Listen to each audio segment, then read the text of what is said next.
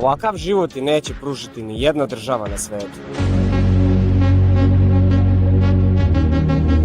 Kad ljudi razmišljaju o jugoistočnoj Aziji, prvo pomisle na Tajland, Vijetnam ili Bali. Kambodža retkom kome padne na pamet, a upravo tu leži njena najveća prednost. Luksuzne zgrade od 40 do 50 spratova, bazeni na krovovima, teretane, spa centri, bioskopi, a onda izađeš na ulicu i shvatiš da ti za ceo dan treba 500 dinara da živiš sasvim lepo. Ljudi su nasmejani, opušteni, bez stresa. Turizam raste, grade se novi aerodromi, gradovi niču brže nego što možeš da zamisliš. Phnom Penh danas izgleda kao miks Dubaija i Bangkoka, samo što je ovo tržište tek u usponu. Meni je Kambodža donela i život i posao. Ovdje živim, radim, investiram i pomažem našim ljudima da shvate zašto je ovo jedna od najboljih prilika na svetu za pametno ulaganje.